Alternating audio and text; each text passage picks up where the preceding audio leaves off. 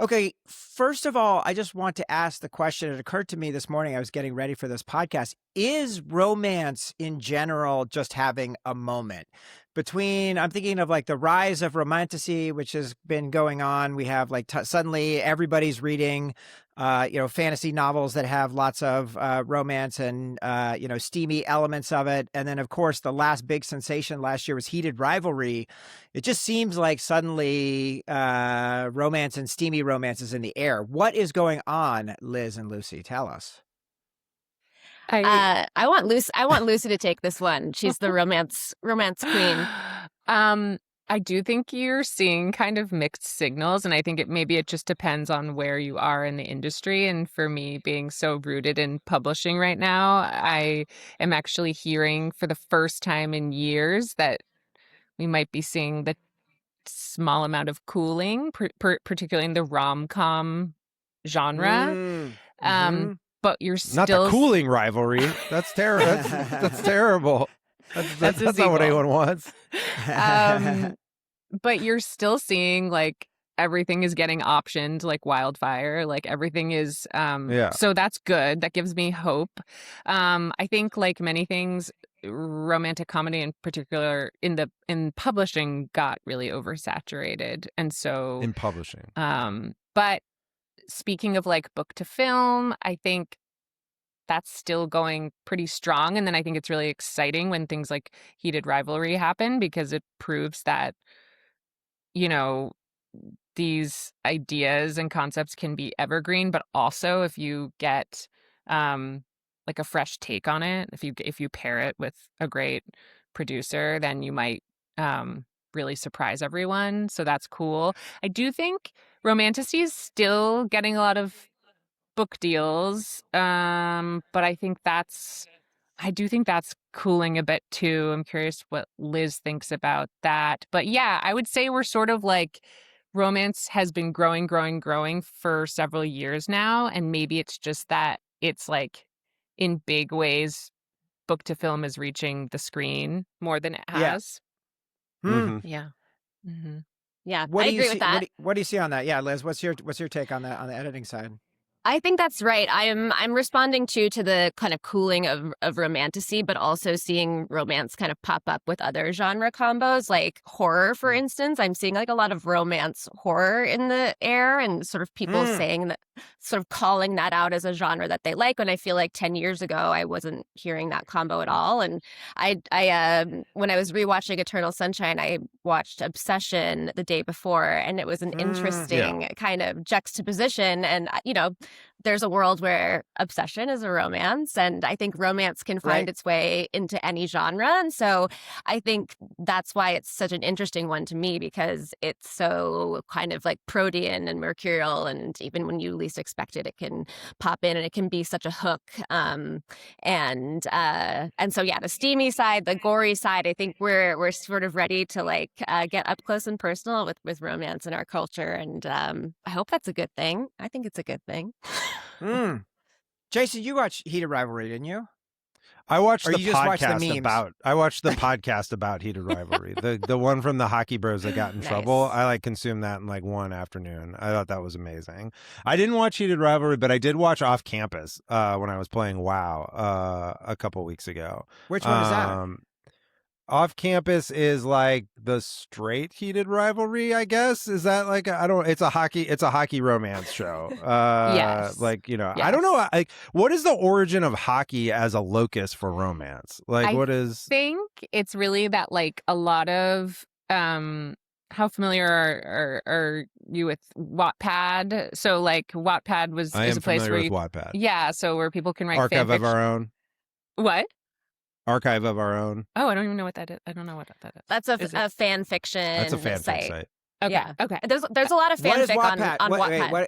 What is it? What is Wattpad? Is a place where writers go and write a lot of fan fiction, but then also like writers who are, doing it more as a hobby, but then not as a hobby, can go and just like create their stories and get them right up on the web, and everyone can start digesting them and liking them and sharing them. And a lot of, not a lot, but like a fair amount of romance titles have come from Wattpad. And I think not Heated Rivalry, I think Off Campus, no, it didn't, but it's this sort of, you'd see this like popular genre on Wattpad, which is these are sort of like campus romances, which is like something happening on a campus. It's usually like a nerdy girl who gets paired with like the campus, like the big man on campus, and like has to be his tutor. And you just see that again and again and again and again. And this is an example of that kind of story that she takes her glasses off later, and then suddenly. But I mean, is it getting more sophisticated than that? Like, is it? Well, there were some really like I watched it.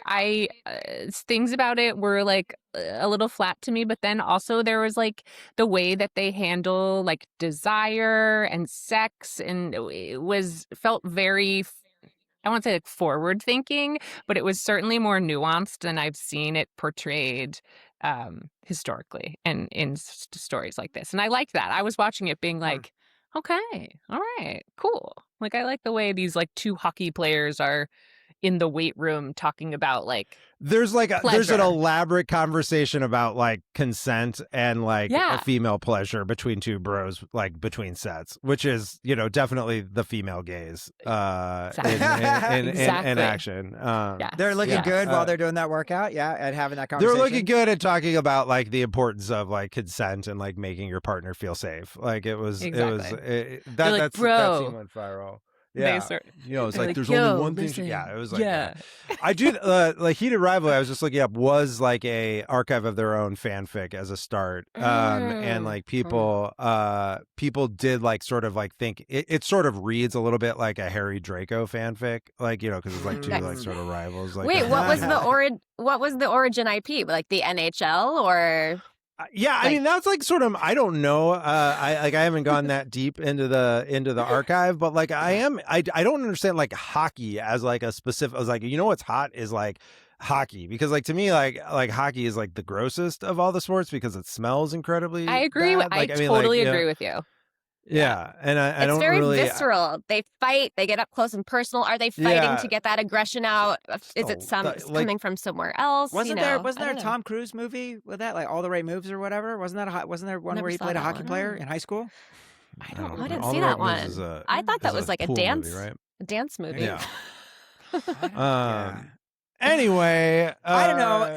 I'm just trying to figure out kind of how this has been happening and growing. It seems good to me. Like there was a huge sensation in the around my wife's friend groups where suddenly everyone was reading On All Fours or whatever, and just kind of, it just seems like there's much more of a permission structure now for exploring more of these topics and kind of being open and having women feeling more free to do that, which seems like a very good thing.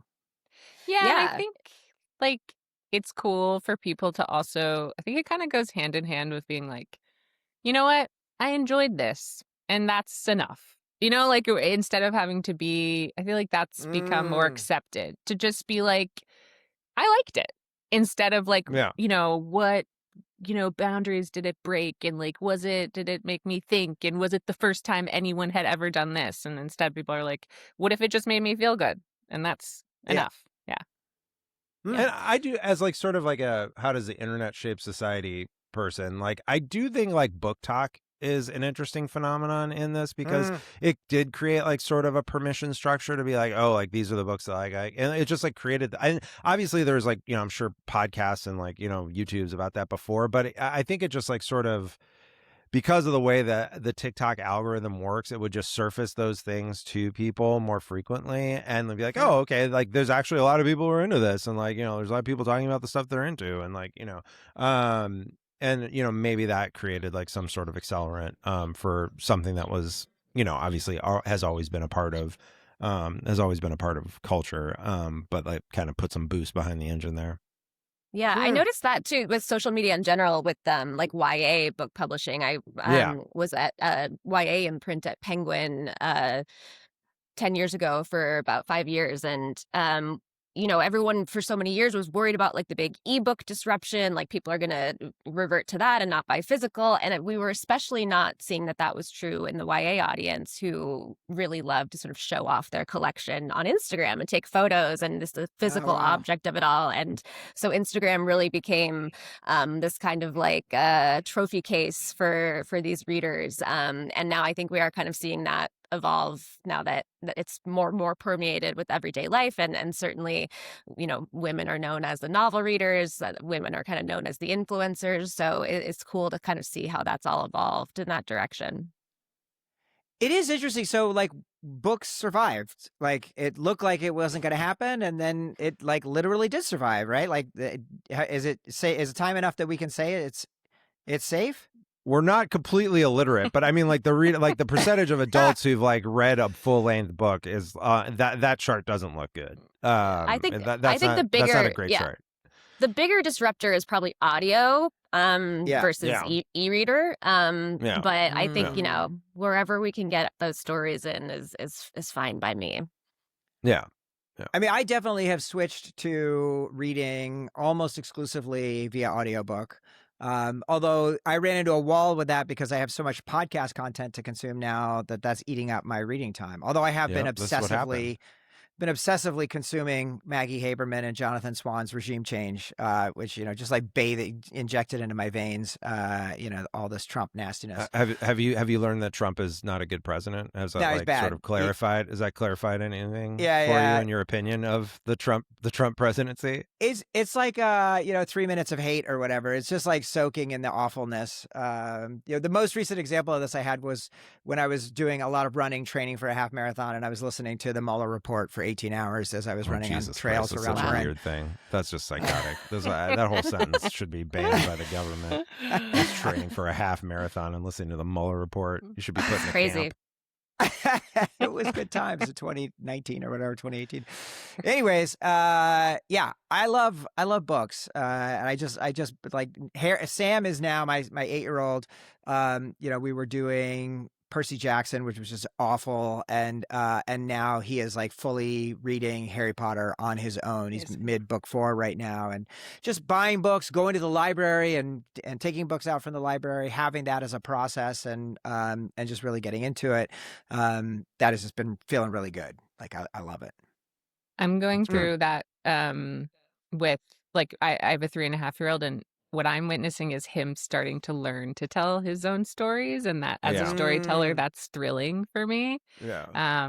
Because I tell him stories every night, and then I'm watching him learn how to construct things. Mainly, he takes ideas from other things, but then once in a while he'll throw like a cliffhanger in there that like blows my mind, and I'm like that. Oh my God. Like it's so Nice. That's been a step beyond the reading piece, which has been wonderful, and also like really meditative. You forget, like I see reading as a form of self-care truly, outside of like my work, because it helps sort of reset me.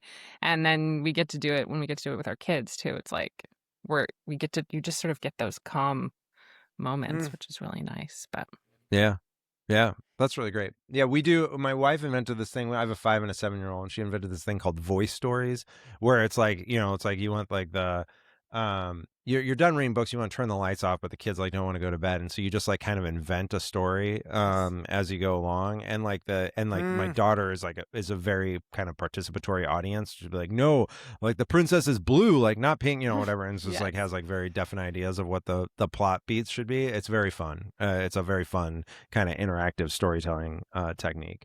I am not as good at it, and so like I end up just telling them Star Wars stories and like with like sort of embellishments. I'm like, there once was a Jedi. It's like his name was Luke, and they're like, okay, we've heard this one. I'm like, yeah, it's a good one, Dad. Like, we're continuing. They say great artists steal, they don't borrow. Yeah, exactly. So that it's like history, it rhymes. Yeah. There you go. Exactly. Well, we are really thrilled to have you guys joining us on the podcast. I met you guys through Brian Schneider, who is a mutual friend and has a Magic the Gathering podcast, and you guys were talking to him, and he connected us, and it's great to meet you guys. Great to have you on here. We're happy to have this, if this is your first published podcast on Sunday when this episode drops. us. But we put it out there for what you guys would want to choose, and you very quickly chose Michel Gondry's 2004 sci-fi romance story, Eternal Sunshine of the Spotless Mind, which we are going to be getting into in just a few minutes at the bottom of the hour. Before we do, Jason, next week, the summer of Jason continues. The summer of Jason is crashing on the rocky shoals of the schedule of Jason, but I'm feeling it's all going to work out somehow. What do we got? It's all going to work out somehow. Well, next week, hopefully next week is okay. But we have the return of the co-host of the Twin Vipers podcast, Jonesy Loves Beer. Yes. Oh, yes. And That's Jason, great.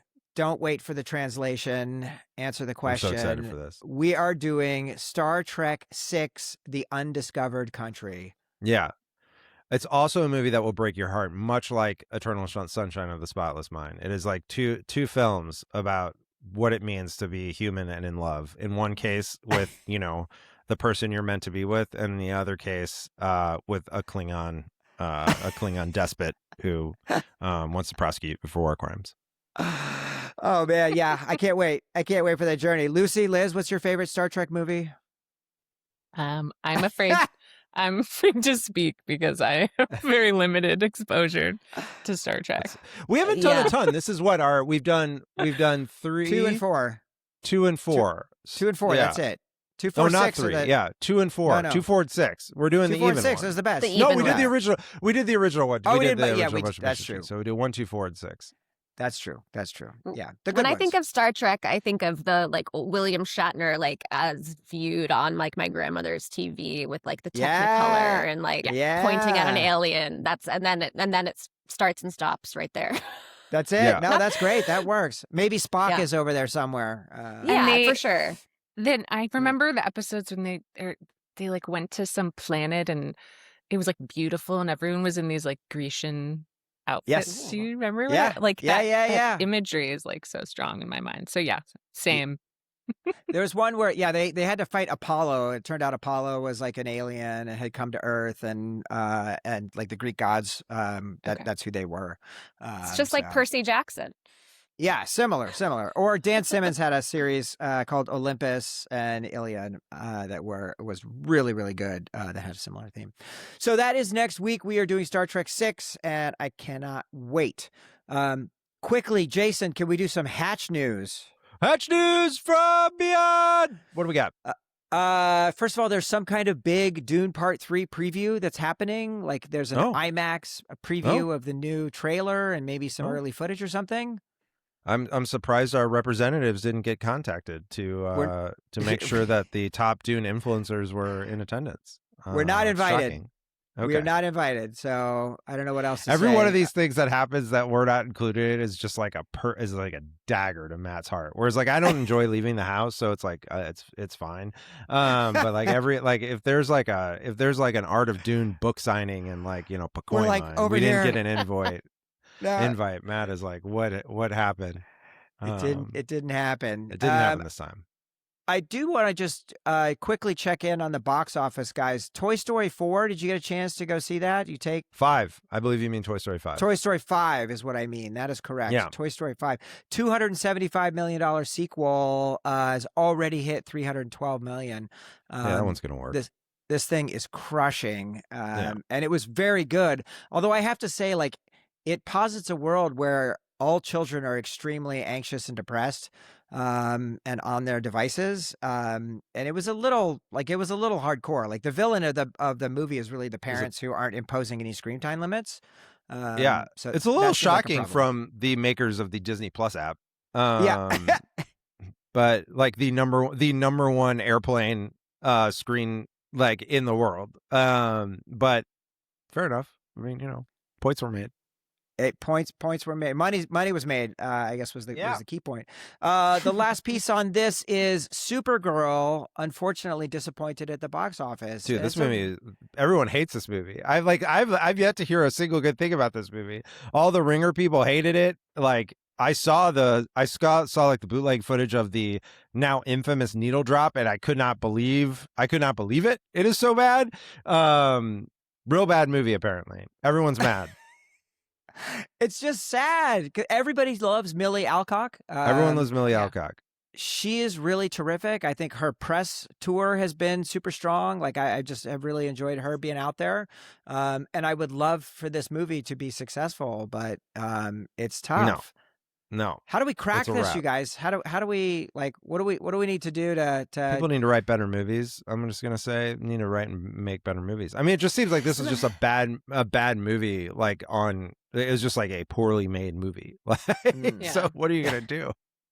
That's I what mean, I've I think we grasped. need original IP. I mean, that plus, Yeah. I'll mention Obsession again, Backrooms. Everyone's talking about this being the kind of like easy rider moment that may be the kind of rebirth of independent cinema. Because I mean, my understanding of the Obsession thing is that, everyone's like Gen Z doesn't go to the movies. That's the problem. But then that didn't seem to be the case with Obsession. So maybe it's like they just don't care for the movies that are out there. And Right. everyone uses Marvel as an example, but DC is an easy analog there too. So I anytime there's like a female-led superhero movie, I'm rooting for it. But Of course. Yeah. there is another part of me too that likes the data points that say this kind of like, recycled IP is maybe not the kind of risk-averse sure thing that Hollywood seems to think it is. And maybe we need to rethink our IP sources. It's always a bummer. It's a bummer. The Supergirl one falls into like a particular bummer well for me, which is that like I hate it when a movie that the chuds were gonna hate, like just for sort of like misogynist reasons, like, or racist reasons or whatever, and then like the movie actually sucks, so you can't you can't like, it was like, look, the chuds weren't right, but the movie's not good. It's like sort of like the whole thing that happened with Acolyte, like in the Star Wars universe, like like the show didn't deserve to get canceled after one season, and like the chuds were out against it from the beginning because it had like black female protagonist, antagonist or whatever. It was like very diverse cast, etc. That wasn't the problem with the show. Like the problem with the show just wasn't very good. Right. And then like but it's hard to stand on nuance in these troubled times. But I like that. I'm gonna steal that. Yeah, and same with like the Ghostbusters remake. I was like, oh, this sucks. I fall asleep. Yeah. Yeah. Yeah. Defense mechanism, fall asleep. Yeah. Yeah. Well, we will hope. Maybe they'll bring her back in his next movie or whatever. At least so that character will have a chance to keep going because she seems good. It just seems like she's cool. It seems like a tough one. Yeah. Very, very cool. Jason, anything you want to say about World Cup right now? USA, we are playing tomorrow, round of 32. We're ready to roll. Amazing memes. I like, I don't pretend to be an expert in soccer or any sport really, but I do really enjoy the World Cup every year, or every 4 years rather, because like one, I feel it's like an opportunity again, like it's sort of the same point, which is like you could be like, jingoistic, and without like sort of having to ally yourself with MAGA. It's like no, like we're actually just like we're you can just like be like rah, USA. That's like pretty fun. The memes are fantastic. Really great ones yesterday when both like Germany and Japan were kicked out on the same day, worst day since 1945 for the Axis powers. And like it's like a fun time. And also a lot like of people now are looking across a bunch of cultures. Like everybody's looking at the same thing. It is a monoculture moment, which is it is. It's like one of the very few ones. Also like really fun uses for AI. There's this whole thing about, I was interested about like sort of penalty kicks because I've long been on this crusade. Well, every 4 years I go on this crusade, which is like there should be better ways to resolve ties than penalty kicks. My solution is that after the 30-minute extra period, the size of the goals just starts to mechanically increase over time until eventually one is scored. And because like penalty kicks are this really arbitrary phenomenon, I was like, I want to find out like how arbitrary is it? And it's essentially a coin flip. Like even if you look at like teams that are, if you look at like sort of like skill level teams, like a highly skilled team would beat a poorly skilled team like 80% of the time. But like when they go into penalty kicks, it's like it becomes a coin flip. And it's just like, well, this is like a terrible way to do things. Like it's way too much reliant on chance. So yeah, Counterpoint. really fun. Counterpoint. Penalty kicks are very exciting. They're exciting in a sort of it's like frustrating. It's frustrating. Yeah. I understand the idea, but you fucked it. Like you're supposed to be the 80% team and you didn't win. So F you. Yeah. You got to get, now you have a coin flip. You better make it. Yeah. And it's everything is on the line. So I think it's fine. Okay.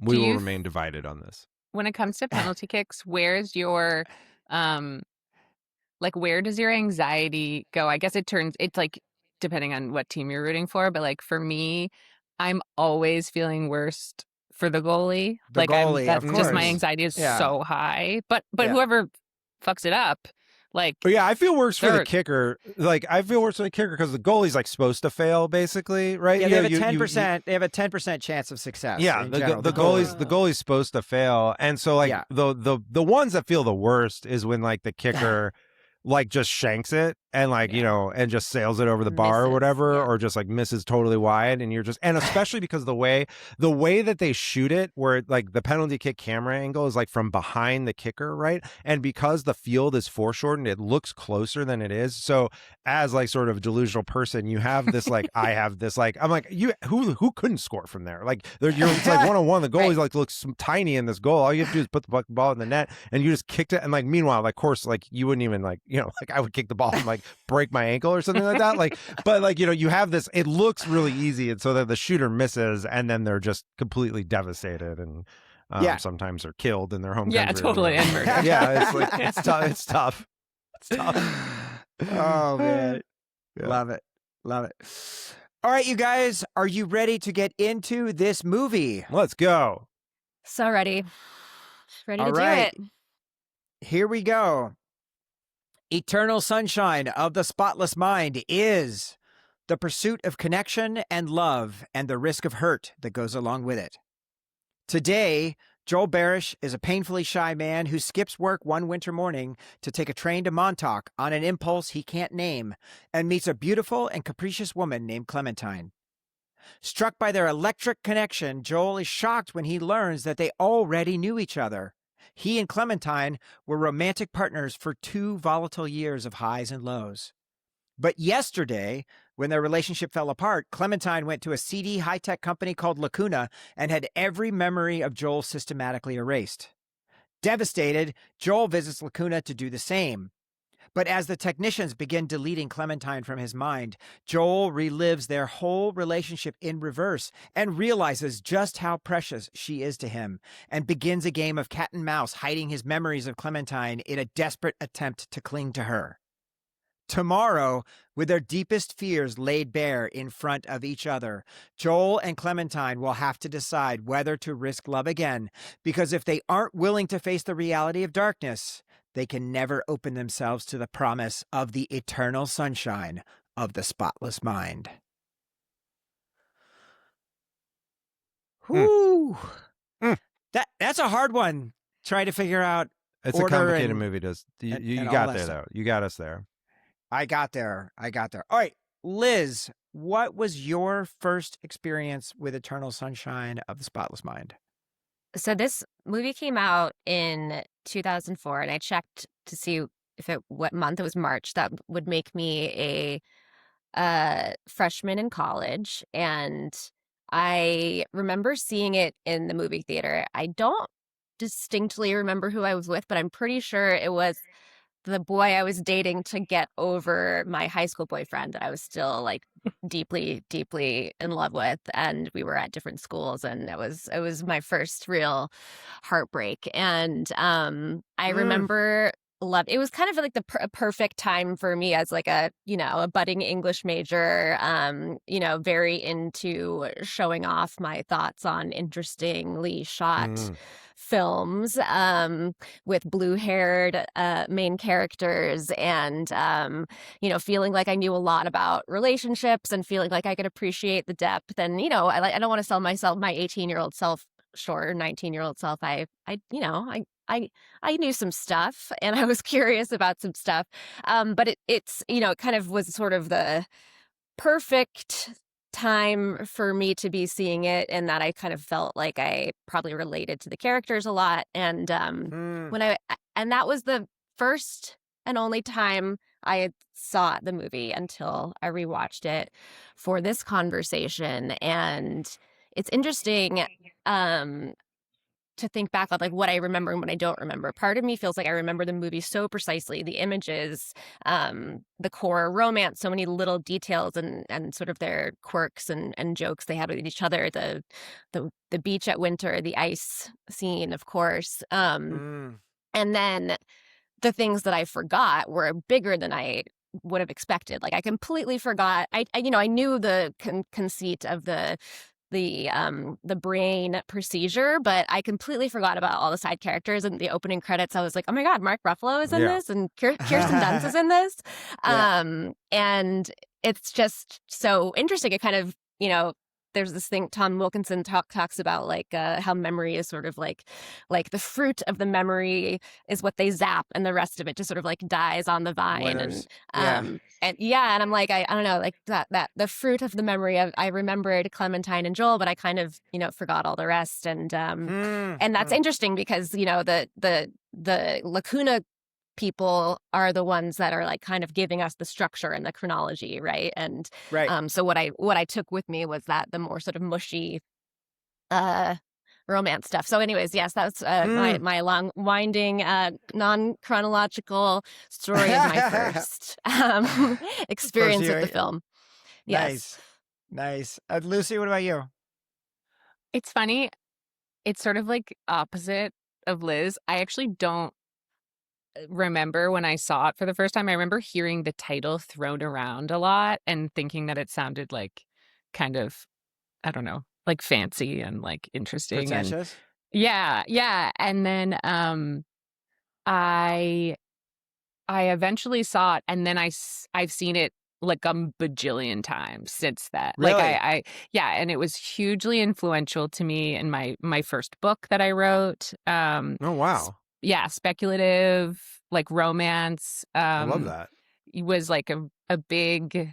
So it's kind of the opposite. It's like I don't remember when I first saw it, but I can't really remember when it wasn't a huge part of my like sort of creative identity in a way. But it had been a few years, and when I rewatched, and it was so interesting that even this rewatch, I was like, oh, there's all. For me, what I had sort of forgotten was the non-linear nature of the narrative. Like that's crazy. Like to me, because that's such an important part of the movie. But I was always so stuck on the speculative piece and the like light sci-fi of it. And I think, Liz, thinking about you, after your like a first big breakup, like that's really interesting, because I think what I loved so much was like that it gave validity to like feelings, and that especially as sort of teenage girls or young women, feelings were sort of a thing that was like your problem and to control, kind of. And then this movie was like, no, like heartache is actually a really big fucking deal, enough that everyone gets their memories. Like people want to get their memories like altered.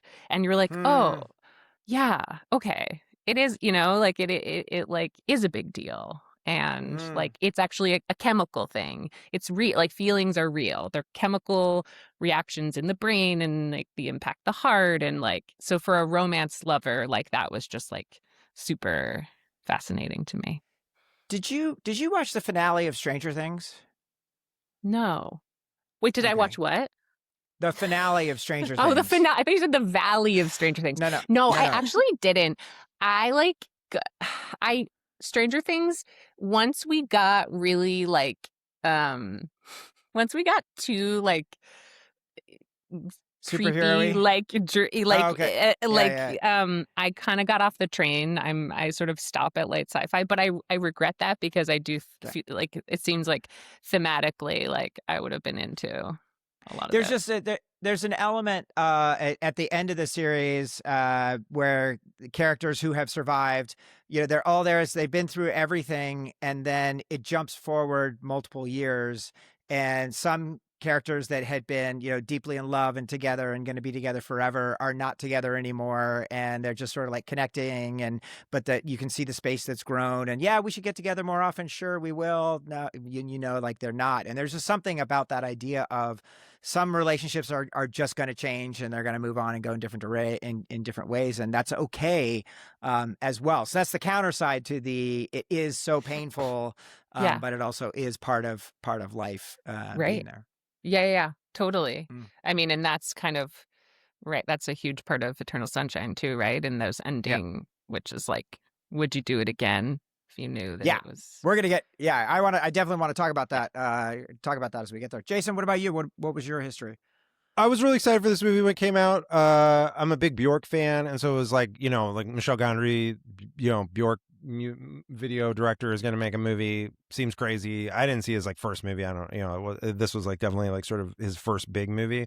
And yeah, saw it when it came out. Saw it opening weekend probably. I think like I only seen it once. I watched it, like this week to like watch it again. I loved it when it came out, but I also was like sort of heartbroken at the time that it came out, and so it was like I think like was just like, well, that hurt. I don't know if I need to like re-experience that again. And so yeah, it was definitely like, it was funny like watching it like some 20 years later or whatever, and being like, oh yeah, like I definitely just remember like sort of where I was in that place at that time, and it's probably why I didn't revisit it. But yeah, good movie. Yeah, and I had the same experience. I was a huge, I was a Michel Gondry fan as well. Same thing from the videos that he had, and I would always the word I would use for Michel Gondry is dreamlike, and he does like a lot of stuff with puppets and like really cool sets and perspective, as we see in the kitchen scene and stuff here. And so I definitely was into it. I had completely forgotten. It makes more sense that I also would want to see this. I'd forgotten that this was written by Charlie Kaufman. Like completely forgot about that. And so that also made a lot of things make a lot more sense. But it was just really fun after same thing, having avoided this forever for no particular reason, because I loved this movie. It was amazing to come back and check it out 22 years later. That's a scary sentence to say out loud. All right, so some quick behind the scenes on this. So the original idea of this came from a conceptual artist, Pierre Bismuth, who is a French conceptual artist and a friend of Gondry's. And his original premise: what if you got a card in the mail saying someone had you erased from their memory? So that's the seed. And I mean, that's a pretty heavy starting point for this guy to begin the journey. And then Gondry and Kaufman, who had worked on a movie together, came together and started working to flesh it out. Kaufman was the hottest screenwriter in Hollywood. He'd had Being John Malkovich in 1999, Adaptation in 2002. And so he was a brand name writer, Oscar nominated. Gondry had only done those videos. He did the Bjork. I Fell in Love with a Girl by White Stripes. He did this this Levi's drugstore ad, which apparently is one of the biggest, most nominated ads in like advertising history. I watched the video. It's a real, it's quirky. I'll paste it later. But he had not had he'd only done a feature, Human Nature, which was a Kaufman movie that nobody saw. So they decided to come and do this again. But what was crazy, they did not think this was going to be marketable. Although Kaufman's agent was like, this is going to work. And so they sold it to the studio, Focus Features, and got a budget of $20 million. But the deal was they wanted to market it as a rom-com in order to get butts and seats. And so the audience got like serious whiplash. It got a B- cinema score. But the critics loved it. New York Times said it was one of the best films of the century. And off a $20 million budget, Jason, worldwide, $74 million. All right. So a good hit. And This then was Michel March? Gondry basically failed for the rest of his career. Yeah. This was all he was able to achieve. I liked Science of Sleep and Be Kind Rewind. I'm certain I wouldn't like them if I'd watch them now. Yeah. But again, that college self of me, I loved the puppetry, the clouds, just like the fake videotapes and Be Kind Rewind. Yeah. Like again, it's like I'm remembering these details so clearly. Yes. And I haven't seen them in over 20 years. Can't really remember much about the plot, but gotta give it up to Gondry for his memorable images. And I just love how tactile. I feel like I could reach it. I definitely want to take a bath in that big sink. Never thought I would want that, but I do. So yeah, he's an interesting guy.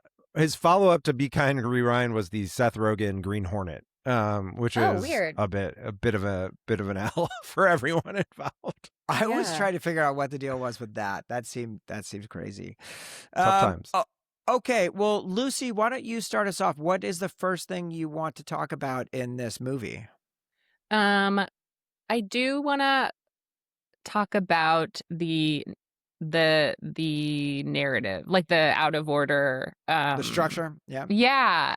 And because I just found myself, again, when I returned to it, I had completely forgotten that we meet them when they have already met, fallen in love, broken up, and had their memories wiped. And I found myself just really thinking a lot about all the starting places we could have had instead. And I do believe this was the best one. And obviously because one of the big reasons being that the film itself is so immersive and with all of the cinematography, you really feel like you're the dreamlike nature of it. You feel like you're so in it. So of course the natural way would be to feel like you are them with their brains wiped, falling for each other all over again. But I just thought that decision, if I were to write it myself, I don't think I would be able to make that decision. I don't think that would have necessarily come to me. But it's also it's also really cool from the beginning, when he's working in his notebook and he's like, oh, I don't remember tearing these pages out. So he's setting everything up for the payoff from the very, opening minutes here. Something's going on. And then once you get to the point of making the turn, it's very powerful. Yeah. And it's one of the reasons it's such a good rewatch movie too, right? Is that you can you're oh yeah, what did I not sort of notice? But I also found myself thinking a lot about how that beginning was so reliant on the character archetypes that we had in front of us. You had to believe that he was sort of you had to believe that he could just be miserable sort of day to day as a person. Yeah. So shy and forgetful and kind of confused, and that she's, of course it works so much even better, I think, for Clementine's character, because she's just so all over the place. So when she's I'm out of sorts, you're have you said this every day for your entire life? Maybe you do anyway. But yeah, and then you rewatch it and you're oh, so many of those parts are actually because they actually had that. Yeah. Or when he's I don't know that song, I don't know, oh my darling Clementine. It didn't seem weird to me at all when he first said it. I was yeah, he seems sort of a reclusive guy who wouldn't, I don't know, who yeah, I don't know. It just didn't. And then you rewatch it and you're yeah, because he had his memory wiped. That's why he doesn't know. But I don't know. The constellations too, because it's okay, my darling Clementine, her name's in it, that makes sense. But then it's interesting what he remembers and what he doesn't. He can't remember any of the constellations, but he makes one up on the fly. Right. I looked that one up. It means bone mouth. I was I don't know, I don't want to think too long on that to figure out how it's relevant. But if someone else knows, to please say. And just but we never learn about his job. It doesn't matter in the context of the relationship. He clearly remembers that. He remembers his opinion about sand being overrated. And we also see his sort of little dark cartoon, which is another great sort of like character thing for him. But just like how it makes you think about how memory might work. And of course, we have the Lacuna employees sort of stepping in for some artful exposition there. But it is interesting how I do feel like I feel like I've read a few times that people have trouble rewatching it. Like they enjoy it, but they're like, I don't know, it felt like the experience was like a lot. But to Lucy's point, like there is such joy in rewatching it and kind of like looking at all the clues. Like he opens his eyes and you hear the car driving away, and that's you know Mark Ruffalo driving off after having completed the mission. And it's very satisfying to get all those clues. Yeah. I'm going to just one more thing on the structure. So they play out the entire meet cute through her going inside to get her toothbrush. And then that's when Elijah Wood shows up. And as soon as he comes on screen, you're like, this fucking guy, this is not good. And it's great to have, great to have Elijah playing against type after being, the greatest of all time good guys. But this moment when it is this absolute smash cut from that to him driving and crying, and this Beck song playing, Everybody's Got to Learn Sometime, and this is the credits. It's 18 minutes into the movie. The first 18 minutes just plays before we get the credits. Jason, it's like a John Carpenter movie almost. Yeah, I had totally forgotten. It's funny because like I had forgotten that the titles come so late in the opening, but I also remembered immediately like the reality of the film when I saw it. I was like, oh, this is after, like this is like the later part. Like I was and Frodo's a bad guy in this movie. Like I remember I'd forgotten that Frodo was in the movie. But I was like, oh no, he's not, and he's not, don't trust this man. He's not to be trusted. That was one of my points, was the casting against type. Because it's like, it's really fun. I mean, it's kind of a Charlie Kaufman thing too, where it's like Charlie Kaufman's like ideas is just like movie stars, but ugly. Like, and it it works. It's interesting. People seem to sign up for it. We did Malkovich, and like so there's like a similar thing there. But yeah, like you've got Frodo as a bad guy. You've got Kate Winslet's supposed to not be super hot, basically. Like it's like supposed to be a mess, like. Totally. Not just like, the most attractive like movie star on the she's planet. Like so beautiful in it. And she's Kate Winslet is so hot in this movie. She's very hot, but they're trying gorgeous. to frump her up as much as they can. Like it does. I mean, like the lighting and everything. It didn't work for me. Like she the real looked standout amazing. Was just like Jim Carrey, really just like one of our great actors of all time. Like, kind of has this like very strange career. We did Cable Guy recently. Truman Show is obviously on the list for us to do. Man on the Moon is like an interesting movie. He's just doing like he's doing like a really interesting thing in this. Like he's like, doing like a romantic lead. And he's very constrained. It's like his whole performance, particularly for the first half of the movie, is like very pinned down, which is not sort of what you expect from The Mask, and it's just like he's just great. I just think, like, to me, I was just like, God, that guy was so talented, like unbelievable talent. I wish he'd done more films. I think for all of them, he's the one that was like, no one else could have done that, right? Like I think Truman Show really was sort of like the clincher for he can do the straight man. He can kind of like pull out this really kind of full emotional arc. But then you have the kind of mashed up dream state, and he can be silly and be in the sink and be hiding under the table and play that in a way where I think another actor could feel a little stiff or just not as natural, or just like embody that in this sort of like full like elastic Ace Ventura kind of way, and just so seamlessly go back and forth between ages, between emotions. And I just thought it was really impressive, and it's hard to think of someone who might be able to pull that off in the same way. So originally we trust Gondry... him. So, sorry. Oh, go ahead. No, I was just going to say, it's not just that he pulls it off, but I feel like we already are trained to sort of trust that he can do it too. So like he is, like, as an actor, we already knew like that he did super weird and out there stuff. So when he goes into those like childlike modes, we're not like It is like, I mean, it's pretty uncomfortable, those scenes. Like, I found them kind of uncomfortable, but I also was like, Yeah. but it's Jim Carrey and I trust him and I know he can like handle this kind of. I don't know. Yeah. So apparently Gondry originally wanted Nicolas Cage for this, which makes sense since Cage had just done adaptation with Kaufman. And it was funny because I was watching, this is before I'd realized that Kaufman wrote the script. And when Jim was so painfully awkward, it was very similar to how Nicolas Cage was playing the twins in adaptation. I was like, this is just like that. So that completely made sense. But Gondry came into this and said, it's far easier to take someone really funny and bring them down. And he specifically forbade Carrey from doing any improvising at all. Everyone else was free to do whatever they wanted to.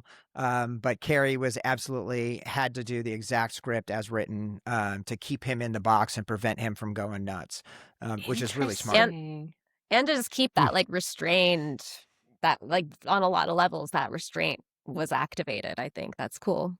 That is cool. Mm-hmm. Yeah, really, really, really good. Well, let's keep going just on the cast. I mean, I thought Kate was such a presence in this movie, and that idea of so like full of life, clearly so vivacious, and also trouble, like whether it was drinking too much or just being a little bit unstable.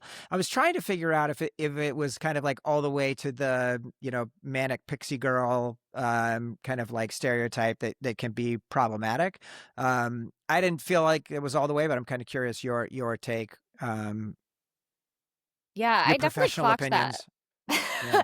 that was like a very interesting thing, especially with Kirsten Dunst in the cast, and I think it was her performance in Elizabethtown that ended, which came out in 2005, and then there was a 2007 review of it. I didn't go into why the review was written 2 years later, but that's when this journalist. Nathan Rabin, I don't know. He coined that term. Oh, really? I was chatting with Lucy about this character in Elizabethtown, which I've never seen. My husband's like, "Oh, I liked that movie. She was cute in it," and I'm like, "It worked on you." I haven't seen it either. Yeah. Maybe it's for the list. And so I was talking to Lucy about it, and I was like, "It's interesting to sort of see this character put in so earnestly." Who is kind of like aware of that, like, I'm not a concept, I'm a person. But it's like, did this kind of come at the perfect time to have this kind of character in place, and we're not kind of, it's not like post that term being coined. But I also, on my second watch, I was like, it is really interesting that it feels like it's kind of more critiquing that and getting ahead of that kind of a concept, and it's told through the guy's perspective more primarily, and it's like we see in objective moments, like she gets drunk and crashes his car, like she says awful things to him, they're cruel to each other, but and they both are, but neither one is cast as the villain, and so I felt like it was more sort of taking that trope, kind of acknowledging it. Interesting that it's sort of pre that trope being coined, but and then just sort of being like, yeah, it's just sort of part of all. It's like our ugly human nature, and people can prove themselves out to be many different ways and have many different faces, and that manic pixie dream girl is one of them. So yeah, that was definitely on my mind a lot. Claude calls out Claire from Elizabethtown, Clementine, Sam from Garden State, which was the other thing that popped in my head, right? And then Summer from 500 Days of Summer, and then Holly Golightly, Katharine Hepburn in Bringing Up Baby, Annie Hall, and Maude from Harold and Maude. Jason, your favorite, one of your favorite movies. Yeah, it was shocking there'd be something sus in that movie. And Ramona Flowers. I do think like the difference maybe is that her faults are like not meant to be secretly her strengths or whatever, like, which is kind of, I think, part of the manic pixie like trope, which is just like, oh, like she's fucked up, but that's really fun. Like, it's like, no, she's fucked up. Like, she's like fucked up, like he's fucked up, and like we're all fucked up. Like, and I feel it sort of creates maybe a more even playing field. It doesn't make her magical for having these flaws. But I don't know. I could be it's a French director. Let's tread cautiously. We don't know what's going on. I was Yeah. ready to be like to sort of eviscerate it, and I was ready to be like, just Yeah. because she says she's not a construct, like in one line in the movie, doesn't mean that like she is. That she's not. Is it? Yeah. But I really thought about it, and I do think she's a full character. She's a full person. Yeah, I do. Yeah. I will say what I actually struggled with was Kirsten Dunst's character. I felt like that portion of the sort of affair, the power dynamic, if we were to see now, and when we do see it now, we're a lot more honest about what that dynamic really looks like. And Margot's, I don't know if anyone's seen Margot's Got Money Troubles. They did a really good job of showing sort of like the professor character who like reels in the younger, student and says she has so much promise, and then sort of things turn sexual, and then, he drops her, and Kirsten Dunst's character was like, she was gunning so hard for, and I was like, that feels not accurate to me. I mean, I do feel like everyone got there, like I liked that his wife was like able to have the last word. I liked how all of that went down, but I was just like, there was not enough. He was so innocent and maybe that's the point, is that he was supposed to appear that way, and then we understand like what had actually happened.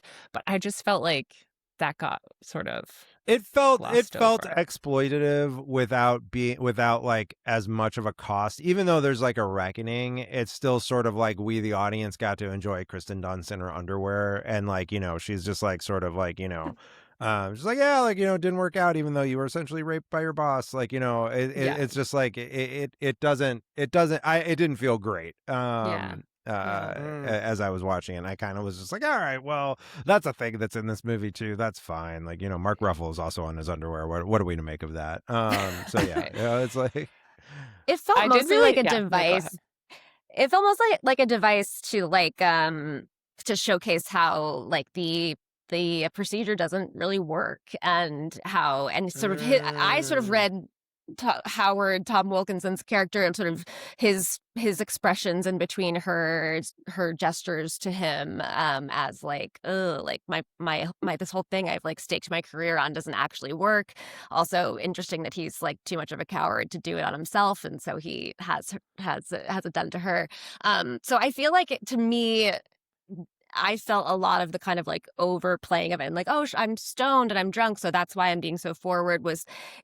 That was sort of in my interpretation, it was to show that the procedure like doesn't hold, and love knows no bounds. And I guess at the end,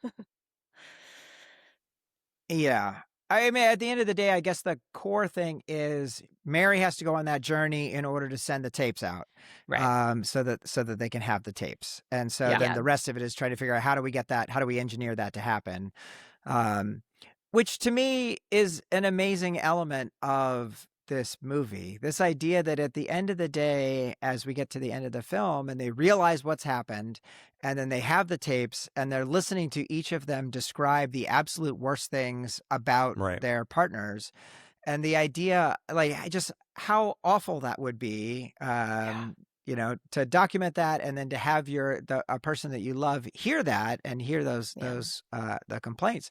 But then the idea of still being open to say, even so, we can go for it, right? Like that was like, bye, nice meeting you, and then they agree that they're going to accept each other.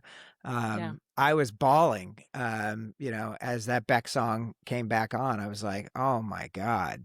So it worked. The journey worked for me for sure. For sure. Yeah. Liz, what's your first point? I was really struck by bringing up Kirsten Dunst again. At first just thought it was like a really funny bit that she was like really into quotes, like pulling her pull quotes from Bartlett's, and that was sort of how she communicated. And there's a lot you can sort of backwardsly apply to that. Like, was that, is that a result of the procedure that was done on her, et cetera? But I just Are you guys like losing? loved. Yeah, we're losing her a little bit. We'll get Oh no. we'll get it back. All right, hold on one second, Liz. We lost you for like 20 seconds. So her quotes. Am I back? Hello. You're back now. Okay. Yep. Yes.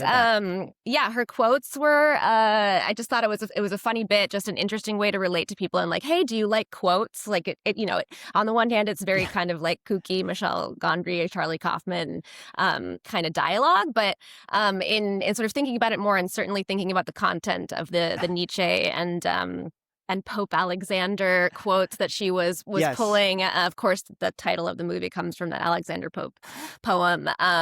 It's just to me, it felt like an interesting metaphor for the idea of like pulling a memory out of context and sort of trying to make meaning out of it. And like, how do you make meaning of a quote outside of the context? And the whole thing where the procedure wasn't really sticking. It didn't, it wasn't sticking for Kirsten Dunst and the doctor. It wasn't sticking for, of course, Joel and Clementine.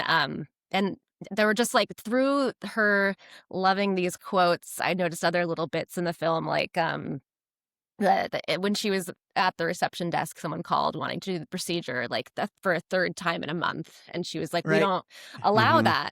And I was, my husband happened to be in the room when that came on. I was like, "Oh, I wonder if that's just a person who just like keeps on falling in love really quickly." And he's like, "Oh, maybe." I was thinking of it as like, is that like a foreshadow that like it doesn't work because she keeps on like running back into someone? And I was like, "Oh, interesting." So, anyways, just like the quotes out of context, I just thought that was like a nice metaphor, and of course the Nietzsche quote, from like Beyond Good and Evil. I thought that just was, an interesting sort of theme. Just, again, these two people who are being very cruel to each other, but the movie never really casts either of them as a villain. I think if anyone's a villain, it's the doctor. That was something I noticed and appreciated. I mean, I think the procedure, I guess, ultimately is like a metaphor for how we deal with our breakups, right? Even the idea of like, you have to go through your house and remove all the objects and get rid of them. And, like just like even that idea. Like pulling quotes out of a sonnet. Yeah. Exactly. So, yeah. That's so funny. I love that read, and I totally... I think I was like so biased towards her character at that point in the movie where I was like, okay, we're just like trying to make her seem, we're just giving her quotes. Like I found it sort of like, and when she gets his name, like when she reverses the name, I was like, I was like, okay, well, I don't understand why she has to like appear sort of dumb here to his, I don't know. So I kind of like, I had a wall there where I, which I should have like had a little more faith in what I was actually like watching in that. I love moment. Kirsten Dunst, so I'm gonna listen when she speaks. I do too. Yeah. No, I actually do too. I need to. I haven't rewatched Virgin Suicides in forever. But she's great. That's incredible. One of my faves. One of my favorite things in her was that she was in was, what's that movie about? It's like she's getting Spider-Man? married. No, what's that like? It was like a. Is it Rachel? Are you familiar with Your Friendly Neighborhood Spider-Man? Also known as Peter Parker? I think it's Melancholia, right? Not Melancholia. But the one where nuts. she's getting married, I think. It's an indie film. Lizzie Kaplan's in it. And it's yet Is again. it Rachel getting married? Not Rachel Getting Married, which I rewatched some of the other day. That's also good, right? Great. Yeah. That was really interesting to rewatch because I remember the first time I saw it being so uncomfortable with it. And now it shows sort of personal growth that I was like able to sit through it and enjoy it more and like have more, empathy. But anyway, whatever. I'll figure out the movie that I think it's Bachelorette, and I believe it's Rebel Wilson that's getting married. Yeah, and it seems like it's going to be like just a comedy, like a rom-com, but it's actually like pretty dark and weird, and Kirsten Dunst's character is like very like layered in it and interesting. Interesting. So, yeah. Mm-hmm. Interesting. Let's see. I want to just talk about the procedure itself and the whole the whole process. Like once it starts and they're going through and kind of like cutting from inside his mind to hearing them outside of his mind. The journey that we're taking. Most of the effects of this were done in camera, because Gondry is just a total maniac, and he was not into CG, which was still in its infancy in 2004.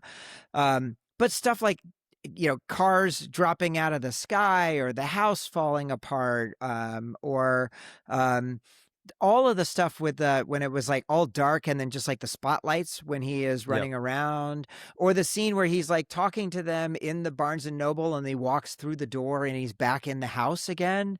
And so just that idea of these pathways inside your mind, or the last one, the one where he's looking down the block and then he goes to the far side and the car is reversed and the damage is on the other side of the car. Then it flips back again and it's back on the right side, and then it flips back and all the signs on the building signs are all gone. There's no names of the stores or anything. It's just crazy shit. This was one of the in-camera stuff was one of my points too. Like, there's scenes in which Carrey is doubled and he's just like running behind the camera to play both parts. Like, he's not digitally inserted. Like, he's just like in the shot, and then he runs around, sits down at the table, and like does that like 3 times in the course of the scene, which is pretty bananas. And there's like the scene where like they're in Grand Central, like the crew's like just pulling Kate Winslet on wires and occasionally dropping her through trap doors and shit. Like, it's very mechanical. Like, it's very, very mechanical.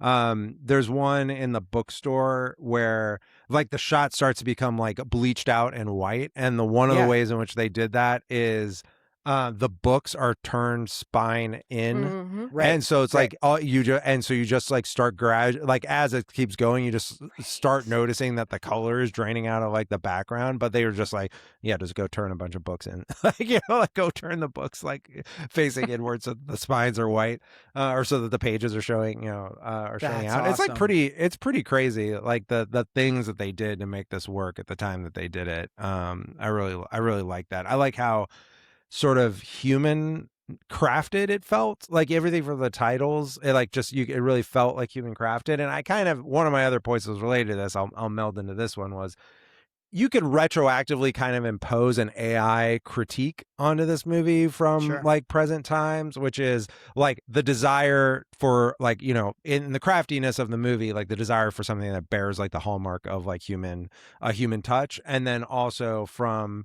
the perspective of just like rejecting synthetic media, of like rejecting like technologically imposed synthetic media. Is like, no, like I don't want to have like my memories like adjusted by technology. I don't want to have like my like sort of, I don't want to have like take like the iPhone photo and like have, adjust like the angle by which it's like shot. Like, I want my memory as I remember it, and not like sort of mucked with by technology. And obviously that's a contemporary frame imposed on a previous one, but I think it still works for what they're doing. Yeah, I mean, I not to second guess myself, I don't talk about film that frequently, like on podcasts like this, so I'm probably saying something pretty obvious, but I just like, obviously, thinking about just like the immersive nature of how this is told, I found, I don't know how many people have gone like under the knife on this podcast, but like I've had a few procedures and I found that the waking up and going to sleep, like I found that incredibly realistic and so just to sort of take that back, I guess, like, the more human and homemade it felt, the more authentic it felt. And like, how would it have felt if things were like, if it was more CGI and I don't know, like if you really would have felt like you were there in the same way. You have stuff like baby Mark Ruffalo is using like some very old computer, right? It's not like even a modern day 2004 computer. It was like something from the early 80s or whatever, with a weird screen and the keyboard off to the side or whatever. And I just love those little details like that it had this kind of very interesting organic, kind of like gritty. It felt like they were really running some kind of weird seedy experiment, Yes. right? Yeah. And I mean, obviously, all this has now been done. It can be done in the glossy way because we've just watched it be done on, the last 3 seasons or 2 seasons, whatever, of Severance, where you True. have, gorgeous, really glossy, really nicely, beautifully done stuff in high design style. But it certainly works in the guerrilla mode that they did it.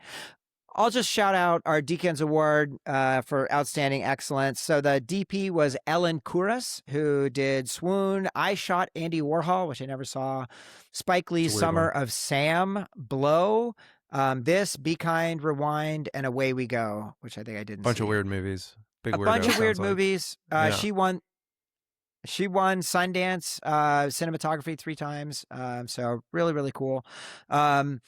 Dan Lay was the production designer, and just to me, the production design was fantastic. But the other piece that stands out so phenomenally well is the score by John Bryan. So John Bryan is like goated indie film score producer, and then also just a music collaborator. Like he collaborated on a couple of Kanye's early albums that had some really lush instrumentation. That's kind of what he's famous for. But he did Magnolia, worked on that, Punch Drunk Love, Eternal Sunshine, I Heart Huckabees, and Schenectady, New York, which I still have never seen. Jason, is that one good? It's good. I've not seen that one actually. It's good. It's I've another seen it. fucking weird one. Yeah. That's It's good. Charlie It's funny. Kaufman and Philip Seymour Yeah. Hoffman. Yep. It's funny, all these movies, I mean, there's definitely a lot of overlap in who worked on them, but like everything you just mentioned, I feel like they all came out around the same time, but they all kind of are like roommates in my brain. Yeah, I kind of totally. associate them. And it's so, speaking of like memory and how that works, it's, music, I feel like, and the approach to it, to the soundtrack, it probably has a lot to do with how we think about these films and how we cast them in our minds.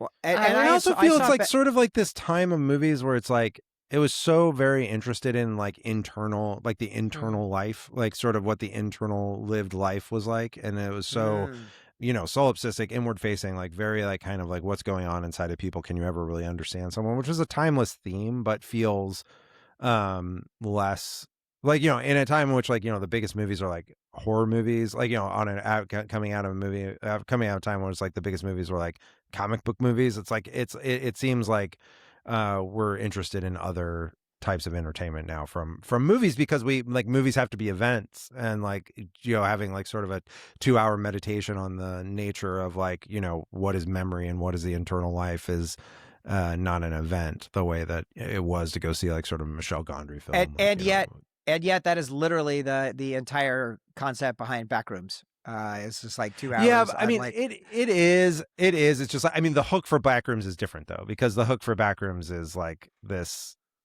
very specific internet culture thing too. Like it like that is like the reason. Like that movie, like I have not seen it. It seems like a fantastic movie. I'm glad it's so successful. The reason it like it has this big hook is because it's like tapped into a zeitgeisty thing that like people identified with. It was like its own weird version of IP. For sure. I'm just saying that the liminal space is the part that makes it truly magical, but the themes that they're exploring are all about that, your own memory and how and the way things break down inside. All right. It's back, baby. So 20-year recurrence.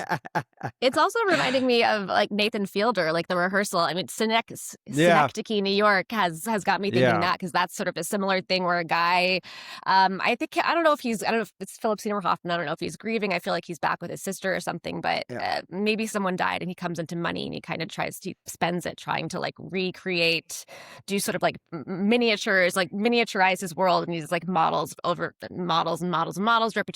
repetition. And that got me thinking of Nathan Fielder and The Rehearsal, and how just kind of like meta, and also a lot of like props and puppetry and sort of out there visuals, and it's just you kind of keep getting incepted into like cool. deeper and deeper into how the brain works. I wouldn't be surprised if Nathan Fielder was a fan of this film when he that makes sense. first came out. Let's see. I was just gonna say anything on the go topic ahead. of anything we muse, missed. the music, Yeah. which I love so much. That when you first hear, it's like the first time you hear the sort of like romance refrain after he's dropped her off at her apartment. I think he's waiting outside or something, or For he's her to get her leaving. toothbrush. Yeah, and like that comes on, and it's just so beautiful and hopeful, and like and it just, to me, like completely captured what that feeling is like when you've met someone new and you're like have a good feeling about it, and like things feel possible. And I just was like so struck. I always knew I liked the music in the movie, but I was so struck in that particular moment by that song. I do have awesome. I have a pet peeve actually that got me. Oh, I wanted good. to discuss. Oh, good. I'm confused as someone who is from and currently resides in the Boston area. This whole like thing with the Charles River was confusing to me. Like, where are they? Where they're going to Montauk for the day, and then they're just like Right. obscurely sort of like driving to the Charles River. Like, I couldn't. I found that Well, like, because they take LIRR to Montauk, right? Right, so, like, yeah. I figured They they live were in- on Long Island or Connecticut or something. They're not really in this, or Yeah. they're in New York City, or like They're but in then- Rockville Center, but it looks like it was filmed in Brooklyn. I didn't actually look into this. It's So which is then, a like, town on Long Island. Why the Charles just. It just seems so out of place It's to a good me as a question. Bostonian. Every Yeah. time I get it, it like takes me out because I'm like, what are you talking about? Like, How did you like, get there? Like, why'd you? Yeah. Why? And then they drive all night, and I love that. I love the scene after they've driven all night, coming back, and she's Yeah. waking up in his car. Yeah. Like, it's so perfect. But I was just like, aren't there other like lakes and rivers you would go to closer Right. to your house? And Yeah, it's just like a it's almost super- like this is yeah. a good. This is a super good point. Now I'm confused, Right? Because I should've like, the Googled movie is it. like the movie is very grounded in New York and like establishes itself in the opening as like being a outer borough New York movie. Yeah. And then it's like second date Charles River, and like even there like that scene that was shot on the Charles River is actually shot in like upstate, like it's it's Oh, I was like gonna shot say, in like, yeah. Is it famous it's- that the Charles River freezes and other rivers don't? But I guess not. No, they there's no reason, like they never get further north than Yonkers, basically. So I'm I now don't like really tracking the understand. Charles River as far as I can go in Massachusetts because I'm like, where Yeah, I was does like, it is there go? Like, another does it Charles get closer? We're gonna get to the bottom We of gotta- this. We gotta figure this out. I feel like there's Gotta gonna be be, fucked or up. it's just like someone was like, or Charlie Kaufman was like, Well, yeah, and they it's watch important it's the they Charles watch the River. elephants come to the circus, which is like a Madison Square Garden, like that's like a big New York. I mean, there's so many like New Yorky things in it that have nothing to do with it's Boston. It's it's not Boston coded at all. no. So Yeah. it's a 4.5 to 5 hour drive, which I feel like Maybe they're is just long. like, I was going to be decided like, they well, wanted maybe to it's like do. 3 hours without traffic if you go late. But because I'm Yeah. also from the Boston area and lived in New York for a long time. And so I've made that drive a few Right. times, and it's not a quick one. Not at midnight. Not. They have that like suicide bus that will get you there in like 3 hours. Oh, yeah. like, I've you can taken do that a them. few So, times. That's yeah. good.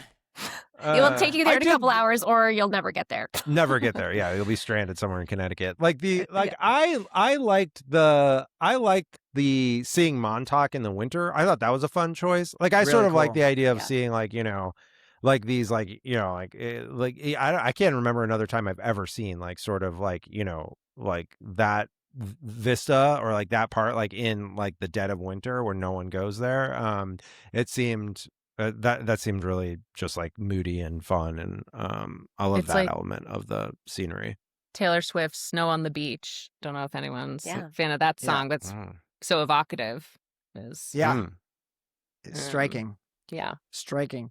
I don't have very many honorable mentions, Jason. I did see there was a call out in the credits for stunt performer Danny Aiello III, Oh, Okay. who it Nepo turns out is Danny Aiello's son. So Okay. Moonstruck. Uh, Have you ever done Moonstruck on here? That's a good one, we Nicolas have Cage. not done Moonstruck. not done yeah, Moonstruck. I've never Oh, actually God. seen Moonstruck. Oh, There my people in God. our Discord were just asking for it literally last night. Yeah. That's It's when a I first beauty. saw Nick Cage, and I was like, oh, he was he was a hunk. Same. I was like, okay. Wow, okay. And then I got to live in that neighborhood, Carroll Gardens, when I was in my 20s, and that bakery. It's the best By neighborhood. it, we get my little like lard bread there. Yeah. It's just what a beautiful film. Carroll Gardens is a real dream. I know. I miss it every day. Yeah. One of my honorable mentions, already mentioned, the title comes from the Eloise and Abelard poem by Alexander Pope. Charlie Kaufman, this is his second. This is one of two of his like allusions to this poem, because Cusack does a puppet show of Eloise and Abelard in the Malkovich movie, in Being John Malkovich. Oh, yeah. So he's just like, dude is just obsessed with this 18th century poem, and it's just like, we're gonna work this into all my movies, which I like. Apparently this line was actually in one of the drafts of Malkovich, and then they took that out. He was focused on it. He really spoke to him. I got to read this poem. Seriously. All right, well, you guys, that brings us to our final question. Who would Tilda Swinton play if you had to recast one role in this movie with Tilda Swinton? Who would it be? I know. I think it would be the doctor. Me too. Yeah, that's what I was gonna say. Yeah, absolutely. Jason, Tom Wilkinson, come on, our like. I was gonna say Tom Wilkinson's aggrieved wife, like, shows up just for the one scene. That'd be a scene. That'd be a scene stealer. Although I don't remember. Yeah, I like that actress who I forget her name, but seen her around. She's good. Yeah, she was just in the Pedro Pascal movie that takes place in New Mexico. Okay. Eddington or whatever. Yeah, but no, I could see that. She'd really steal the scene there, I think. But it's giving doctor vibes. I almost went, until the news, we had tickets on. We almost went to Alamo was doing like it didn't work out for timing reasons, but like Alamo was doing a Guillermo del Toro Pinocchio screening last night. We almost took the kids to it, and then it was like, it's like great. I was like, we're like, is this like, it's Guillermo del Toro? Is this gonna be scary? Have you seen this, Matt? Did you see that movie? No, but it looks scary, right? It's as I was like reading the description, I was like, it's a meditation on death as seen through the fascist dictatorship of Geppetto. And I was like, okay, nice. Like, I don't know, maybe not. I don't know if that's gonna work. Juniper, in particular, the 5-year-old, is going through a real like waking up in the middle of the night screaming because of monsters phase right now, and so poor babe. I don't need any more. That's tough. Any more input there. Wooden monsters is not a good look. No, so we skipped that one. I will put her as the Elijah Wood character. Just a young Tilda running around, scheming and doing things, and just being generally troubling. I think stealing underwear. Stealing underwear, exactly. It's kind of hard in this because it's a small cast, but anyway, it is a small cast. True story, guys. We did it. Can we do some quick voicemails? Let's go. Okay, here is our first voicemail. This is your brother, Animal Mother. All right, Animal Mother. So, Jeff, how do you earn a crust? I'm a scientist. I work mainly with rockets. What do you do? I'm a brain surgeon. Brain surgery? Oh, exactly rocket science. Hello, animal friends and animal lovers. A man tells a neurologist, "Doctor, I have a very hostile form of amnesia." The baffled doctor blurts out, "What?" And the man replies, "What's what, motherfucker?" The 3-pound blob of fat and electricity we box in our skulls is the best computer in the universe, hardwired to capture, process, and store data like it's a kink. Unlearning is against its very nature, and even if we try to wipe it, it retains enough bits and pieces to beat you at that game. Try forgetting how to ride a bicycle if you don't buy this. Joel's mind palace is being renovated, and he's not loving the alterations. What he does love is the memory of his fight-or-flight gal pal, and goes through a very French Jacob's ladder of longing and heartache to preserve her. In the end, both Clem and Joel's reptile brains save the day, and even if their love will tear them apart again, they both win themselves and each other a fighting chance. I apply my personality into paste. Has your brain ever surprised you with long-forgotten information? Thank you all. See you at Mom Talk in February. And keep the change, you Filthy animals. Nice. Jason, there's a little Joy Division quote in there. And Mitchell and Webb. It's a real voicemail designed to hit my flavor centers. Love Animal Mother. He's really crushing the game. What do you say, H? I mean, I had I was on acid in college. I had taken a lot of acid and was hanging out in a friend's room. And I had the strongest deja vu in my life. And I remembered looking at the room and just kind of like looking across, seeing stuff that was piled up on the counter and recognizing it. But it was actually my earliest memory of my childhood, was seeing this image of this room and kind of processing it, and then had that, 20-year or 18-year flash from that moment to my earliest childhood. So that was a weird. Jeez.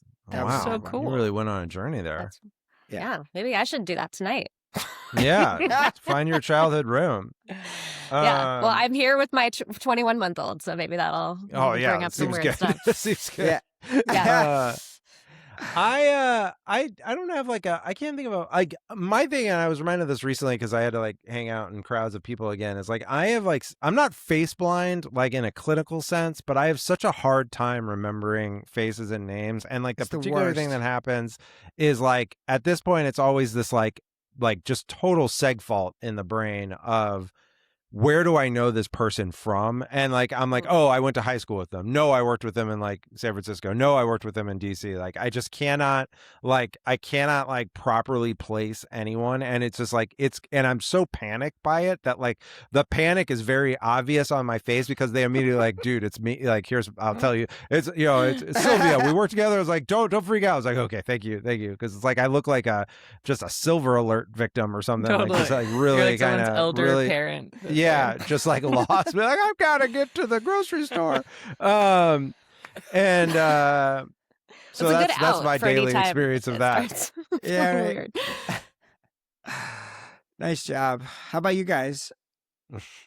I am very interested in scent in memory. So What is that? The way that you smell something and it immediately scented. puts you. Okay, yeah. Sorry, yeah. But we're talking about just our brains, Yeah, just we're just some talking about our memory brains. popping up. One time I got a candle and as a gift, and every time I smelled it, I was just in Rome. I was just in the city of Rome, where I I did live for 6 months, but I was just why? Every time I smelled it, and then I remembered I had a random drugstore body wash that I bought in Rome that was the same. I don't even know how I ended up figuring it out. It was one day it finally came to me. I was seeing this bathroom, and it was oh, this was the scent, even though these were so unrelated. It just plopped me right down, and I thought that was so cool that my brain just did that to me. Amazing. Liz, how about you? Sounds pretty cool. I think a lot about memory these days. I don't want to be mommy brain or whatever, but I do find myself forgetting a lot more and a lot differently than I have in the earlier part of my adult life. Just silly things like words. But I think a lot about memory, in terms of just how often you access memories and how often you have, how much time you have to do that. So I remember a lot of stuff from when I was young, song lyrics from that time period.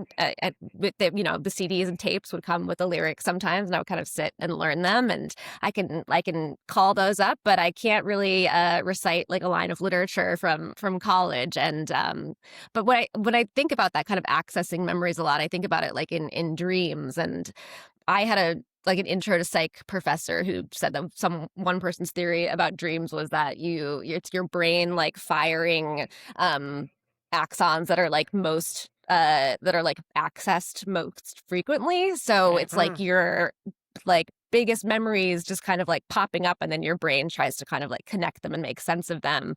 So I feel like it's like the subconscious stuff where it's like I'll wake up thinking about, a teacher or like a person I haven't seen or actively thought about in years. But it's kind of cool to know that the archives are still back there. They're ticking. And and I try not to think about, like what's happening to any. Maybe I'm absorbing memories passively now, I hope. But I don't know. It just makes me think about like, are there ways to kind of like be more present in a moment? So I'm like, I'm going to lock this in. Yeah. So I don't just sort of like when I was young, I had time to like obsess and really lock stuff in. Time is in short supply at this point. I remembered something as well. I woke up on Saturday morning. We had our entire class of 2032 parental group went to Silver Cloud in the marina for karaoke on Friday night. And I woke up on Saturday morning and I was like, did I sing Desperado? And it turned out, yes, I did indeed sing Desperado. Dude, the parent group got awesome. lit.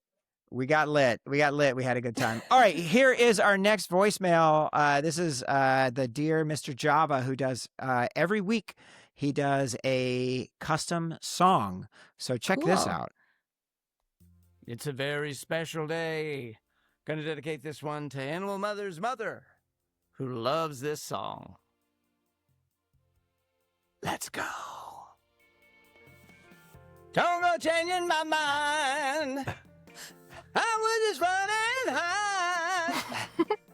Had fun with such a creep fest, stealing all of my lines. Don't go changing my mind. Brain surgery's not for me. Oh, Clem, your hair I adore. You're like a tangerine. Ooh, like a rose. They knock me out, then go to town.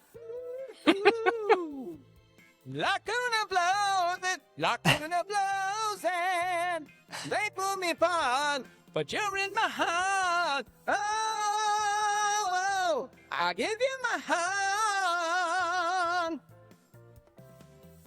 I mean, look, it's a straight-up jam. Gotta love this song.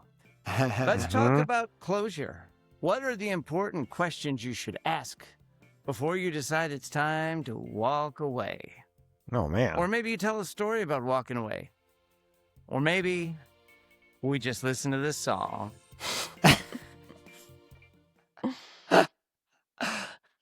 It's a great song. That was a favorite roller rink song for me back in the day. Really liked it when that one came on.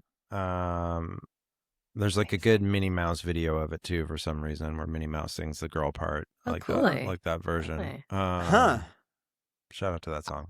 Have not been to a roller rink in a long time. It's been far too long. It's gonna be part of the Dune 3 meetup. Roller rink. Yeah, perfect. Yeah, perfect. All right. Anybody have anything they want to do? I don't need to explore saying goodbye on the air. I've already been transparent enough for today. I don't have any like really notable like goodbye. I will say like maybe outside of the context of like really like emotional closure goodbyes, like breakups or whatever. Like I am just a huge fan of the like Irish goodbye, French goodbye. Like just like I will just fucking leave. Like I'm not saying goodbye to anyone. Like at a function, like I will just bail. Like it will be like a a ninja dropped a smoke bomb. Like I will get out as fast as possible. And this is a point of difference between me and my wife because she likes to she's like, we got to say goodbye to like the hosts of like the kid's birthday party. I was like, no, we're good. Like they don't need to they don't. And she is obviously correct. It is nice to say thank you to the hosts, particularly of the kid's birthday party, and get like the party favor or whatever. Like we're running as fast as we can from this one. It's time to go. So this is yet another case of you and my wife being the same and me and Crystal being the same. April's like, let's get the fuck out of here. Like, gotta go. I feel like every partnership has one and the other. Yeah. Right? I'm an Irish goodbye for sure. Me too. Oh, good. Okay, so three on one. All right. Yeah. Yeah. My husband can't even get off the phone without Like when he's on the phone with especially members of his family, it's like they say goodbye for like 5 minutes. They're like, Oh yeah. great, good to talk to you. Same. Yeah. That's like Awesome. the Italians, like ciao, ciao, ciao, ciao, ciao, ciao, ciao, ciao, ciao, ciao, ciao. We had in Sam's class this year the tin can, which is the wired phone for kids. They just like all of a sudden they all started getting them, and Sam got it. And the first thing we noticed is these kids, they have no understanding of how to use phones. So like literally they just pick up the phone and they don't say anything, and then they'll talk until they're done talking, and then literally just hang up the phone. They won't say goodbye or see you later, thanks for calling. Like they do on TV, though. That's like a big critique. It's like no one says goodbye on TV shows, so maybe that's where they get it. And exactly. I also have my little daughter who, like, I feel like we don't walk around on the phone. It's like we'll just like pick up objects and like pretend she's on the phone. And I'm like, where'd you get that from? It's wild. Totally. I don't know. Great move. Here is our next voicemail. The truth sayer. All right, this is going to be 2 truths and a lie. Check this out. Hey, Alberia here. Many apologies for not sending in a truth sayer last week. I was in Canada on a college trip, which I know is an explanation, not an excuse. So I have self-imposed a penalty that I will not allow myself to emigrate to Canada until I have exposed the Escape Hatch podcast to all of the truth, which might take a while. In the exquisite Eternal Sunshine of the Spotless Mind, Kate Winslet turns in my favorite performance in her excellent career so far. To celebrate, we're going to take a look at a fascinating fact about Kate Winslet.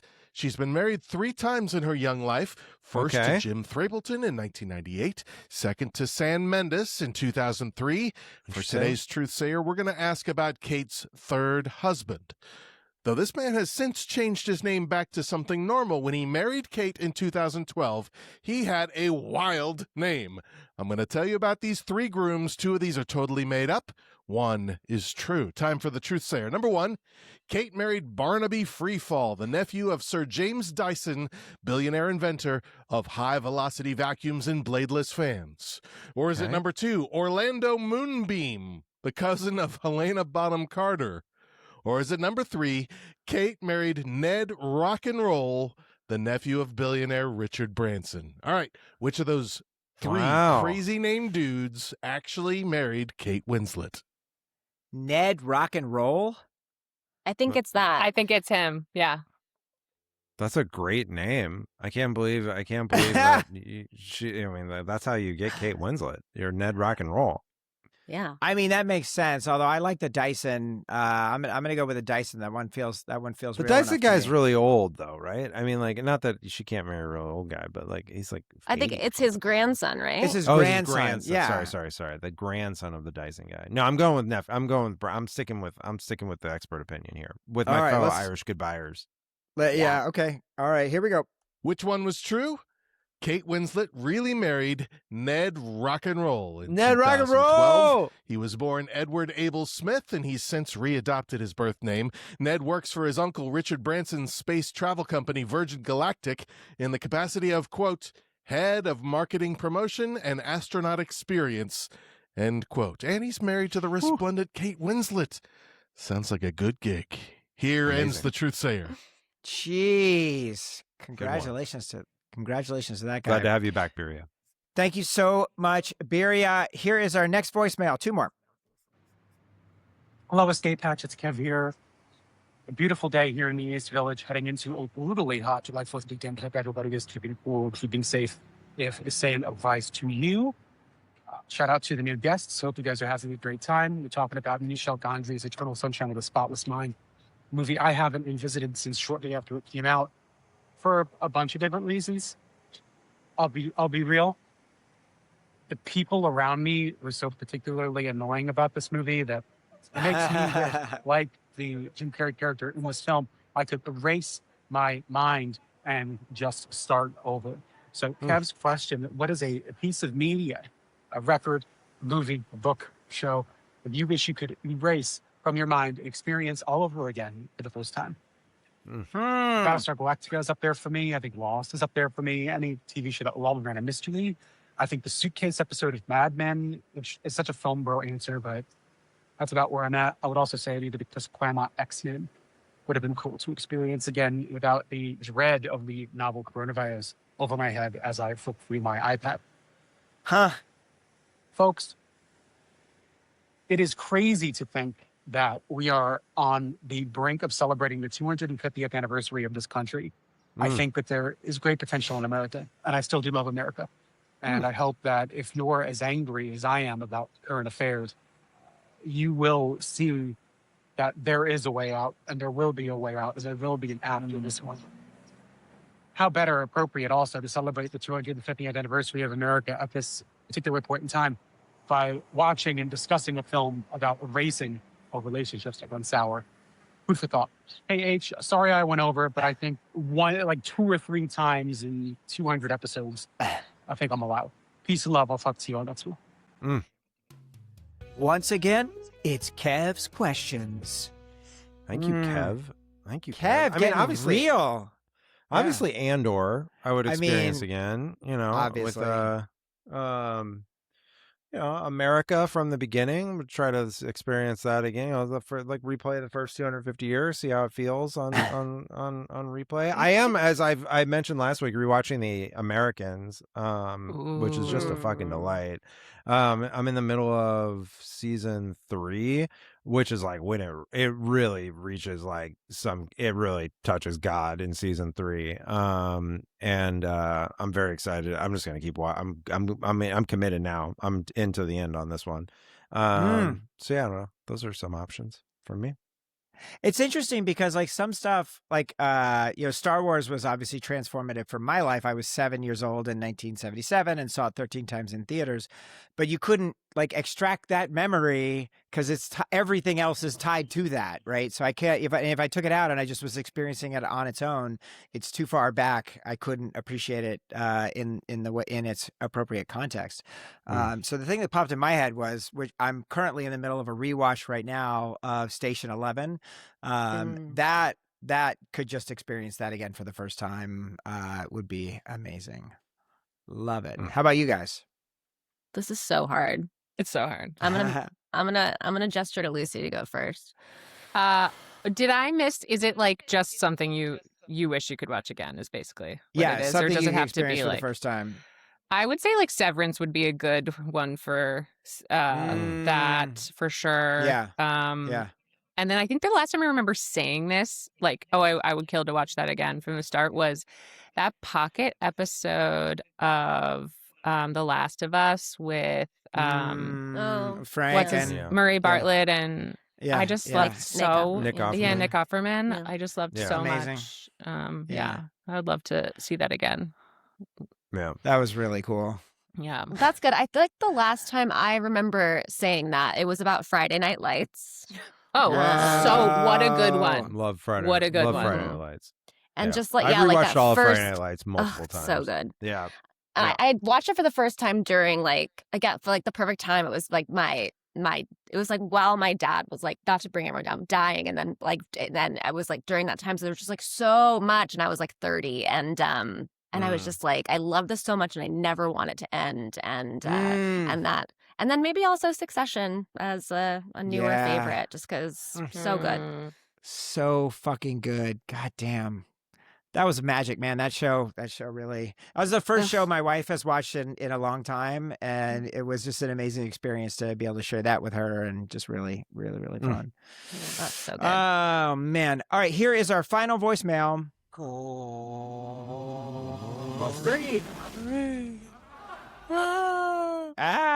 right. Here we go. Hey, this is Corey calling from Austin, Texas. Last minute. I almost forgot to call. Well, I totally didn't watch the movie Eternal Sunshine of the Spotless Mind from 2004. It was directed by Michel Gondry. I remembered that. I didn't remember that it was written partially by Kaufman. I remember Jim Carrey was in it. I didn't remember who the lead female was. Looks like, scrolling, Kate Winslet. Wow. There's a lot of people in this movie. Huh. I don't remember this movie at all. I didn't see it in the theater, but I know I watched it on VHS, DVD, whatever it was at the time. I have no fucking clue. Maybe I erased it from my memory. Isn't that part of the plot of this? I think I'm kind of remembering. Yeah, he got the procedure. parts of your mind, like a relationship or something, what I think was the whole thing. Maybe that's what happened to me. Anyway, who would tell the swim play? She would play Michel Gondry and direct this, and then I would watch it, I guess. Whoa. All right. Nothing against the movie. Wow. I just kind of fucking shit the bed on this one. All right. Love you guys. Have a great week. Summer of Jason. We love you, Corey. Kinda. I don't know. I'm still suspect about this whole Summer of Jason thing. Is it really Jason Summer? This feels like Summer of Jason via H. It's weird. I can't put my finger on it. Something feels amiss. All right. I love you guys. Talk to you next week. And I'll watch the movie. I promise. Corey's going to watch Star Trek 6. That's good. Corey should be on the alert. Should be suspicious. No, I'm 100% innocent on Summer of Jason. You're getting the picks. There's just some constraints. Even the producers don't always get the picks. There's constraints. There's always constraints. Constraints inspire creativity. Welcome to my world, buddy. Guys, we did it. Liz, what do you have to plug? Nothing specific right now, except I'm working on a book project that I hope I can talk about soon. I'm pretty excited about, and also developing a podcast concept with my co-conspirator Lucy Keating right here about plot development and romance development on the fly. So look out for that. I'm currently doing freelance developmental editing and consulting. So if anyone is interested in that, hit me up. I don't know how you guys have if you add contact info or whatever, but I'm happy to provide that. Great. We will post it. We will have links with the show notes. Folks should check that out. Cannot wait to hear on the podcast. Lucy, what do you got? Thank you. I'm gonna plug if you are an Eternal Sunshine fan and you are or know a teenage girl, then you could buy my first book, Dreamology, which is heavily inspired by that movie. And it's about a girl who always has dreams of a boy. She thinks he only exists in her dreams. Then they meet in real life, and it goes to sort of a weird science dream lab place. And that's really fun. I wrote that now over 10 years ago, which is crazy. But my first adult romance comes out next year. It's called What If I Do? Amazing. It's a lightly speculative rom-com. It's basically my best friend's wedding plus time travel about a woman who, the night of her best friend's wedding, she is thrown 10 years back in time to the summer where he could have been hers, basically. And so, it's a ways away, but keep an eye out for it. And if you want film rights, they're available.